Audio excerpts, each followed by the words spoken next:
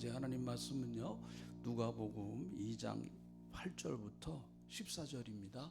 오늘 다시 이 말씀을 통해서 우리가 은혜 받겠습니다. 같이 읽어봅니다. 시작.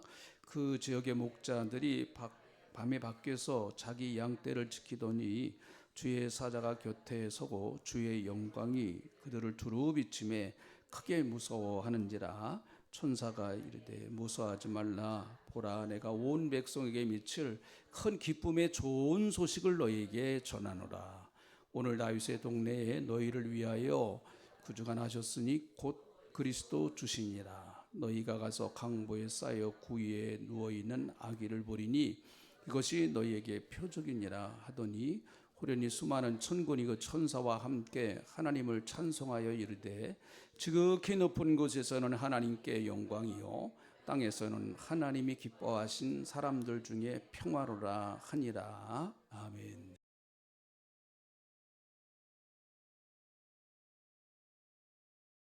예수 그리스도의 탄생의 소식이, 자, 우리 한번 보시죠. 10절에 있는 말씀을 보시죠. 10절에 있는 말씀. 이 말씀 우리가 잘 아는 말씀이에요. 성탄절마다 우리가 많이 암송도 하고 알고 있는 말씀인데 10절, 11절 같이 읽어봅니다. 시작. 천사가 이르되 무서워하지 말라. 보라, 내가 온 백성에게 미칠 큰 기쁨의 좋은 소식을 너희에게 전하노라. 오늘 다윗의 동네에 너희를 위하여 구주가 나셨으니 곧 그리스도 주시니라.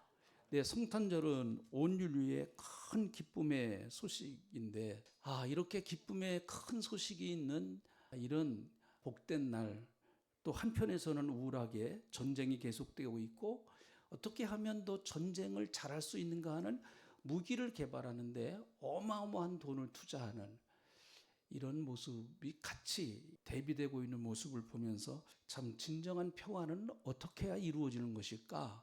과연 평화가 오는 것일까 하는 그런 마음도 있습니다.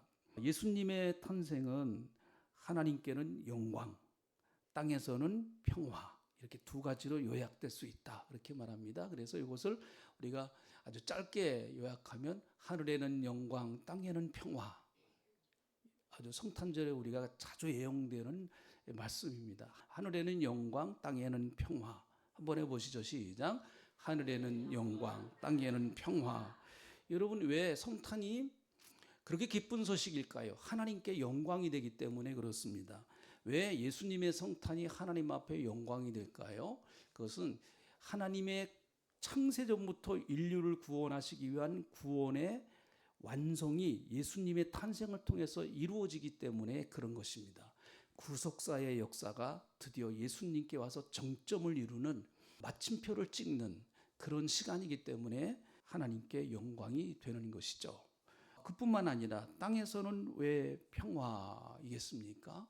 예수 그리스도의 탄생은 땅에서는 평화가 이루어진다라고 말씀을 하고 있습니다. 이 평화는 우리가 피부에 느낄 정도로 와 있는, 전 세계가 함께 평화를 이루는 그런 평화는 아직 온전히 이루어지를 않았습니다. 이것은 지금도 이루어져가는 과정이고 앞으로 완성을 향해서 나가는 평화라고 우리는 생각할 수밖에 없는 것이죠. 여러분, 하나님은 인간이 평화롭게 살기를 원하는 마음으로 인간을 창조하셨죠. 그러나 에덴 동산에서 선악과를 따먹고 나서 인간에게는 평화가 깨지고 말았습니다. 우선 하나님과의 평화, 하나님과 인간은 조화롭게 살게끔 하나님이 창조해 주셨어요. 하나님 말씀에 순종하고 또 하나님의 뜻을 따라 살며 하나님은 인간에게 복을 주시고 이게 잘 조화를 이루는, 다시 말하면 하모니가 이루어지는 거예요. 그러나 인간이 죄를 지음으로 말미암아 이 평화가 깨어지고 말았습니다. 그래서 하나님의 음성을 들은 인간은 두려워하기 시작했고 나무숲에 숨었다, 그렇게 말합니다. 하나님과 인간 사이에 평화가 깨지고 만 것이죠. 또 그뿐만 아니라 아담과 하와 사이에 평화도 깨지고 말았습니다. 왜 선악과를 따먹었느냐라고 말할 때 아담이 한 얘기를 우리는 잘 압니다. 저 여자, 하나님이 주신, 당신이 나에게 주신 저 여자 때문에 내가 선악과를 먹었습니다. 다시 말하면 나는 저 여자 때문에 내가 이렇게 불행하게 되었습니다 라고 하고 지금 하나님께 그렇게 얘기하고 있습니다. 하나님이 저 여자를 내게 두시지 않았다고 하면 나는 선악과 따먹을 일 없었습니다. 그래서 내가 이렇게 불행하게 된 것은 하나님 책임도 있고 저 여자 책임도 있습니다. 그렇게 말하는 것이죠. 그토록 뼈 중에 뼈요 살 중에 살이라고 했던 부부, 인류의 최초의 이웃이죠. 이웃. 그 관계가, 평화의 관계가 그만 깨지고 말았던 것입니다. 그래서 그것이 더 발전해서 결국 가인과 아벨은 최초의, 가인이 아벨을 죽이는 인류 최초의 전쟁이 시작이 되고 만 것이죠. 그래서 무기는 점점 더 위력이 있어지고 무기는 점점 더 무서워지고 있습니다. 무력으로 진정한 평화가 과연 가능한가? 우리는 불가능하다라고 하는 것을 1차 대전, 2차 대전을 통해서 뼈저리게 경험했습니다. 한국 전쟁을 통해서 뼈저리게 경험을 했습니다. 지금도 세계 각 곳에서는 작건 크건 전쟁이 계속해서 일어나고 있습니다. 무력으로 평화가 이루어지지 않는다라고 하는 것을 벌써 역사는 증명을 해줬고, 많은 여러분 나라가 이미 증명된 것이지만 인간은 그걸 포기하지 못합니다. 예수님이 칼을 뺀 베드로에게 칼을 빼서 자기를 잡으러 온 말고의 귀를 자른 그 베드로에게 한 유명한 말 우리가 잘 알지 않습니까? 베드로야, 네 칼을 다시 칼집에 꽂아라. 그러면서 하신 말씀, 칼을 쓰는 자는 어떻게 하리라? 칼로 망한다. 그렇게 말씀하셨어요. 칼을 쓰는 자는 반드시 칼로 망한다 말씀하십니다. 이런 로마의 평화가, 로마는 예수님이 사실 때에 그 당시에 온 세계의 패권을 쥐고 있던 나라는 로마였습니다. 특별히 구라파, 중동, 아프리카 그 모든 지역에다 패권을 쥐고 있었던 나라는 로마였었죠. 그래서 팍스 로마, 로마가 가져던 평화라고 말했습니다. 자, 로마는 세계에 평화를 준다. 그러나 그 평화는 무력으로 갖다 준 평화였습니다. 로마의 군인들이 가서 짓밟아서 이룬 평화였습니다. 그러나 그 평화는 그렇게 오래 가지를 못했습니다. 그래서 여러분, 예수님께서 이 땅에 오셔서 우리에게 보여주신 평화의 방법은 뭔가 하는 것을 우리는 성경을 통해서 좀 이렇게 보려고 합니다. 예수님은 이 땅에 평화의 왕으로 오셨어요. 예수님의 복음이 적용이 되고 또 예수님의 복음이 어느 지역이나 어느 가정이나 개인의 마음속에 복음이 성취되고 복음이 위력이 발하고 복음의 역사가 그대로 이루어지면 말 그대로 평화가 찾아옵니다. 정말 평화가 찾아옵니다. 우리의 마음속에 평화가 없던 사람이, 늘 고민이 많고 걱정이 많고 두려움이 많던 사람이 진짜 예수를 믿으면 마음속에 평화가 찾아옵니다. 꼭 찾아오게 돼 있어요. 오늘 그런 평화가 여러분에게 임하시기를 축원합니다. 여러분, 예수님이 보여주신 평화의 방법은 어떤 방법으로 평화를 이루셨을까요? 첫째는 낮아지심으로 이루신 평화의 낮아지심으로. 예수님은 하늘의 영광을 버리고 가장 낮은 곳으로 이 땅에 찾아오셨죠. 그래서 이루신 평화예요. 주가 높은 자리에 앉으셨기 때문에 이루어진 평화가 아닙니다. 예수님이 이 땅에 가장 낮은 자리로 찾아오셨기에 이루어진 평화예요. 그래서 기독교의 평화는, 그리스도인의 평화는, 예수님이 취하신 평화의 방법은 낮은 곳으로 내려가시는 평화입니다. 그래서 이게 어렵죠. 그래서 부부 사이도요, 낮은 곳으로 내려가야 평화가 이루어집니다. 그렇지 않고는 절대 평화가 이루어지지 않습니다. 부부 사이도 그렇습니다. 가정도 그렇고요. 부모와 자녀의 갈등도 마찬가지입니다. 부모든 자녀든 낮은 곳으로 내려가야 거기에 평화가 있습니다. 남은 더 그렇겠죠. 남은 더 그렇습니다. 그러나 여러분, 세상은 절대로 내려가려고 하지 않습니다. 세상의 권력은 절대로 내려가려고 하지 않습니다. 또 높아지려고 합니다. 어떻게 해서든 자기가 가진 권력을 놓지 않으려고 합니다. 그러나 예수님은 이렇게 말씀하세요. 마태복음 20장 27절에 있는 말씀은 이렇게 얘기하십니다. 너희 중에 누구든지 으뜸이 되고자 하는 자는 너희의 종이 되어야 하리라. 네, 으뜸이 되고자 하는 자 종이 되라. 이게 주님의 법칙이거든요. 여러분, 예수님이 낮아지셨다라고 하는 것을 참 사실은 우리가 그렇게 머리로 이해하는 거예요. 근데 이게 참 실제적으로 피부에 와닿아서 이해하기가 참 어려운 용어 가운데 하나입니다. 예수님이 낮아지셨다. 그러나 요거를 조금 더 현실감 있게 좀 표현하면 이렇게도 표현하실 수 있어요. 예수님이 낮아지셨다는 얘기는 하나님이 하나님 되심을 포기하셨다는 거예요. 조금 더 강조가 되죠? 하나님이 하나님 되심을 포기하시고 내리신 자리예요. 오신 자리예요. 참 어마어마한 사건이죠. 성탄의 사건이라고 하는 것은 그냥 아기 예수님이 이 땅에 오신 그런 뭐 아름다운 그런 스토리가 사실은 아니거든요. 하나님이 당신의 모든 것을 포기하시고 하나님의 모든 것을 다 내려놓으시고 당신이 이 땅으로 찾아오신 사건이거든요.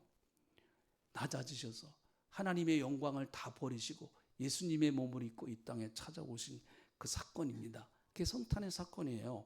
그래서 거기에 평화가 있는 거예요.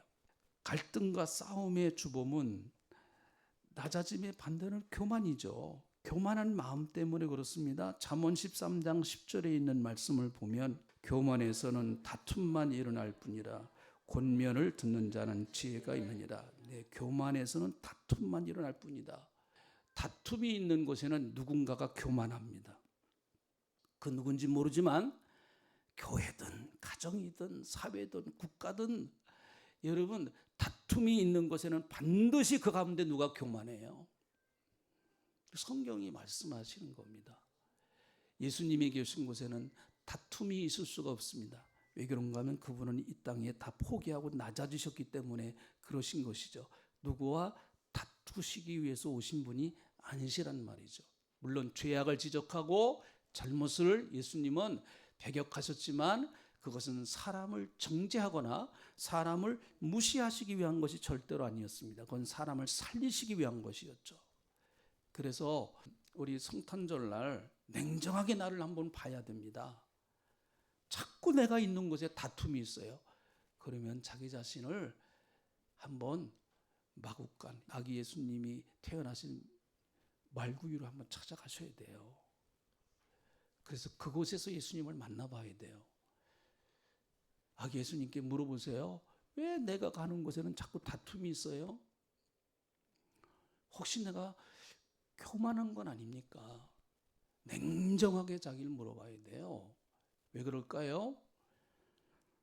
죄 중에 가장 무서운 죄는요, 우상숭배보다 더 무서운 죄는 교만의 죄입니다. 교만의 죄. 사탄의 뿌리가 거기서부터 나왔기 때문에, 모든 죄의 뿌리는 교만에서부터 나왔기 때문에 그래요. 그래서 예수님은 나는 마음이 온유하고 겸손하니 그렇게 말씀하셨어요. 그래서 사탄과 가까워지면 가까워질수록 교만해지고요, 예수님과 가까워지면 가까워질수록 더 낮아지고 겸손해지는 거예요. 그러므로 오늘날 한국교회가 저는 과거의 교회 역사와 현재의 교회 역사를 쭉 이렇게 살펴보면 한국교회가 사회로부터 지지를 받고 사회로부터 인정을 받고 환영을 받을 때가 있었습니다. 교인들 그러면, 장로님 그러면요, 한때는 세상 사람들이 저분은 교회 장로님이시지 인정하던 때가 있었습니다. 그런 때가 있었어요. 그때는요, 교회에서 장로 투표를 한다든지 안수 집사님 투표를 한다든지 그러면 모두 다 못한다고, 그건 진실된 마음이었습니다. 저는 자격이 없어요. 정말 못합니다. 그런 때였습니다. 근데 지금은 장로 투표하다가 교회가 싸워요. 장로 투표에서 떨어지면요, 교회 안 나와요. 그 교회 안 나옵니다. 이러면서부터 교회는 권력이 생기기 시작했고요, 교회에 힘이 생기기 시작했습니다. 세상은요, 교회가 교만하면 절대 교회를 지지하지 않습니다. 교회가 낮은 자리로 내려갈 때 세상은 교회를 존경합니다. 교회를 존경해요. 예수 믿는 사람들도 마찬가지예요. 우리는 좀 예수 믿는 사람들이 조금 이렇게 못난 척 좀 하셔야 돼요. 조금 못난 척 하세요. 알면서도 좀 모른 척하고 또 웬만한 건 져주고. 요즘 예수 믿는 사람들은 너무 똑똑해요. 예수님이 가늠하다가 잡힌 그 여인을 향해서 하신 말씀은 아무 말씀도 안 하셨어요. 나도 너 정죄하지 않는다. 가서 다시 죄짓지 마. 그렇게 말씀하셨어요. 나 너 정죄하지 않아. 그렇게 말씀하시죠. 오늘날 교회는 너무 세상을 정죄합니다. 예수 믿는 사람들이 너무 세상을 정죄해요. 교회가 더 낮은 자리로 내려가야 되고, 더 낮은 자리에서 세상을 바라보고, 낮은 자리에서 세상을 좀 섬기는 자리로, 다시 예수님이 오셨던 그 자리로 교회가 내려갈 때 한국교회와 우리 동신교회도 희망이 있습니다. 그래서 내년부터 각 기관이요, 좀 교회에서만 아웅다웅하지 마시고 내년부터는 한 번이라도 좀 이렇게 나가서 봉사하는 곳을 한번 찾아보세요. 봉사하는 곳을. 우리 각 기관에서 1년에 한 번이라도 어디 가서 좀 이렇게 좀 봉사할 수 있는, 우리보다 더 힘든 곳, 우리보다 더 어려움 당하는 분들 이렇게 낮은 곳에 가셔서 이렇게 봉사할 수 있는 그런 곳을 한번 좀 찾아보십시오. 예수님이 이 땅에 오셔서 평화를 만드신 방법은 낮은 자리로 가신 거예요. 낮은 자리로. 가장 비천한 자리로 가신 거예요. 누구 하나 오시자. 그래서 예수님은 조용히 오셨어요. 그리고 승천하실 때는 멋있게 승천하셨어요. 이게 기독교의 방법입니다. 다시 오실 때는, 재림하실 때는 천사장의 호령의 나팔 소리로 만왕의 왕으로 오시는 거예요. 이게 기독교의 방법입니다.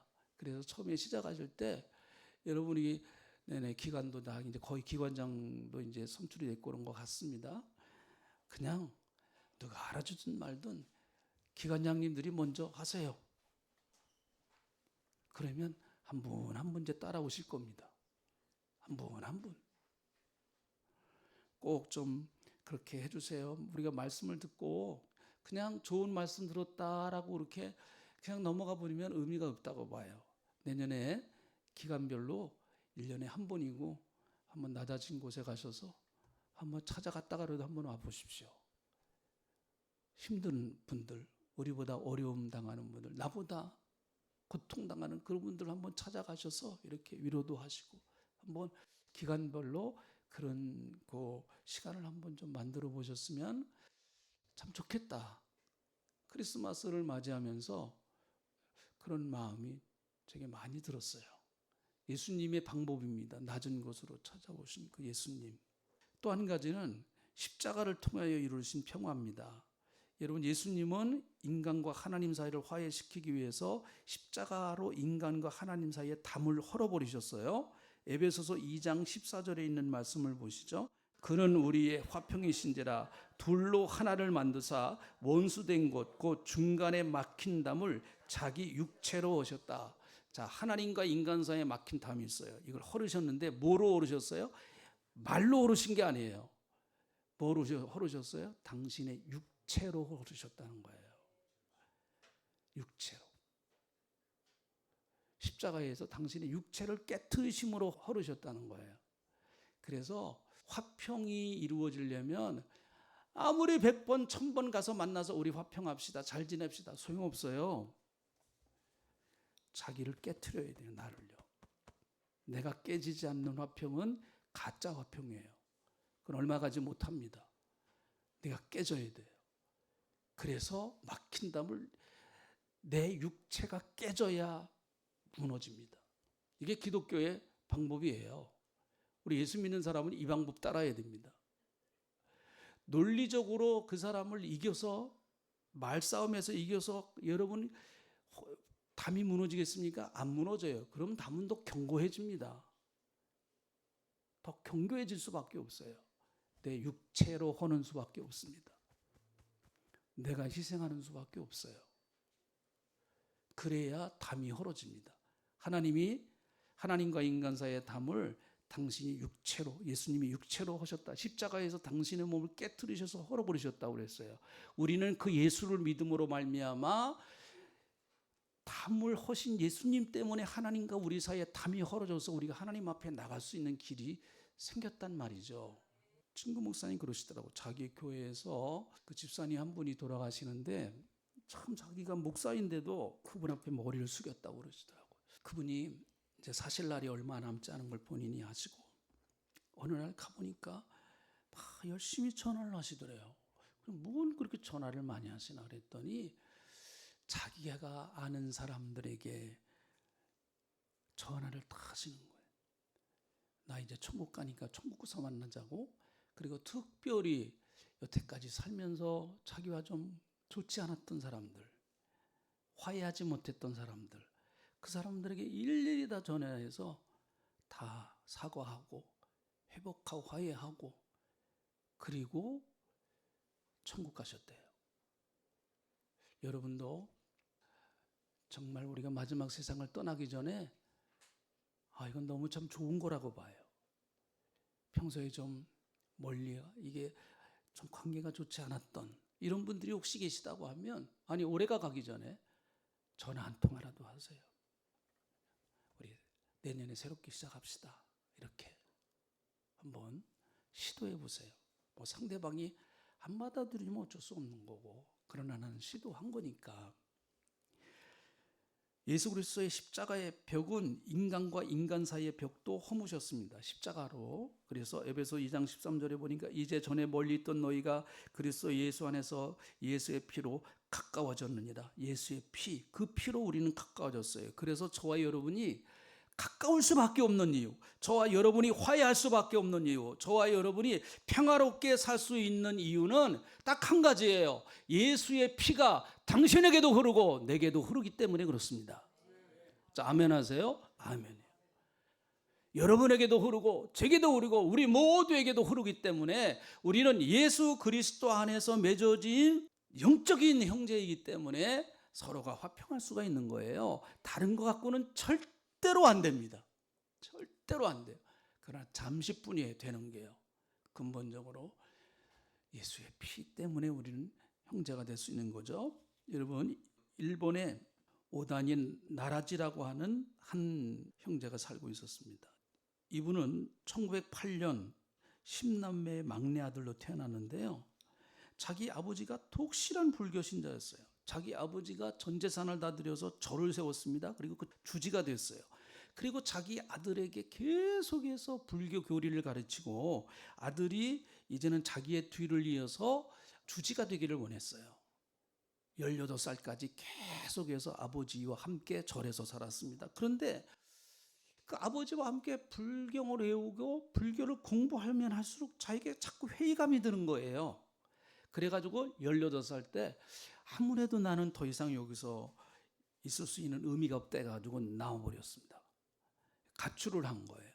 그리고 고베라고 하는 곳에서 살다가 어느 날 길거리에 나갔는데 노방전도대, 교회에서 길거리를 다니면서 전도하는 노방전도대의 설교를 듣고 그리고 나서 교회를 나가서 목사님 설교 듣고 개종을 했어요.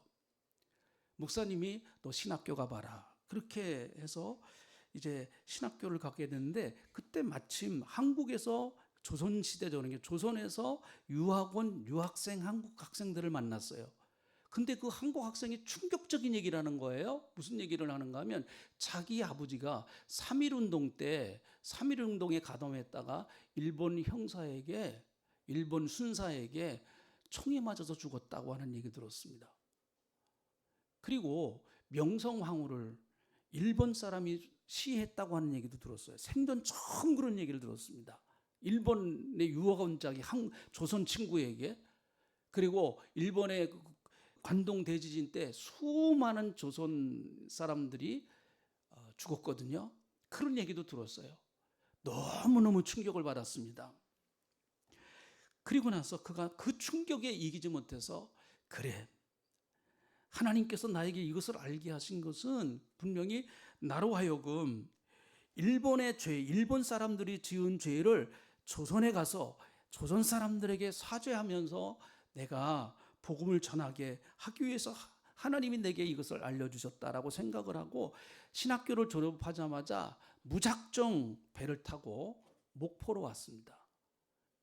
목포에 와서 복음을 전하기 시작을 했고, 서울에 와서 이제 복음을 전하다가 그는 더 효과적으로 어떻게 복음을 전할 수 있을까라고 생각을 하고 자기 이름을 한국 이름으로 개명을 했어요. 그 개명한 이름이 전영복이라고 하는 이름으로 개명을 했습니다. 그리고 그는 이제 시골 오지를 찾아다니며, 저 북한에 있는 뭐 함경북도 이러는 시골 오지를 찾아다니면서 복음을 전합니다. 탄광촌에 다니면서 복음을 전합니다. 가난한 자들 찾아다니고 나병 환자들 찾아다니면서 복음을 전합니다. 자기는 일본인이었습니다. 일본인으로서 누릴 수 있는 모든 특권을 다 포기하고 조선인과 동일하게 똑같이 생활을 했습니다. 일본인들 만나지도 않았습니다. 일부러 만나지도 않았습니다. 내가 이렇게 해야만 조금이라도 일본이 지은 죄를 속죄하는 마음으로 나는 지내겠다라고 그렇게 생각을 했습니다. 그는 일본이 조선 침략을 한 것을 공개적으로 사죄를 했습니다. 한국 사람들 만날 때마다, 조선 사람들 만날 때마다 우리가 지은 죄를 용서해 주십시오. 저 일본이 조선 사람들에게 지은 죄를 용서해 주십시오. 그리고 일본 경찰들이 조선 사람들을 학대하는 것을 비판했습니다. 더구나 신사참배를 거부했습니다. 신사참배, 그는 그렇게 말했습니다. 신사참배가 종교 행위가 아닌 국민의 의례라고 하는 소리는 다 거짓말이야, 사실이 아니야, 이것은 우상숭배야 라고 그렇게 외쳤습니다. 결국은 그는 일본 순사에게 잡혀가서 고문을 받기도 했지만 결코 자기의 그런 신앙을 포기하지를 않았습니다. 그는 한국 사람들보다 더, 조선 사람보다 더 조선인답게 살았다, 그렇게 평가를 받았습니다. 그는 1939년 결국 조선 총독부에 의해서 조선에서 강제로 일본으로 추방이 됩니다. 이 사실은 많은 사람들이 알지 못했습니다. 올해 2025년 한 작가에 의해서, 한 PD에 의해서 무명이라고 하는 영화로 만들어져서 올해 개봉이 됐어요. 최대용 작가라고 하는 분은 이 영화를 보고 이렇게 평가를 했습니다.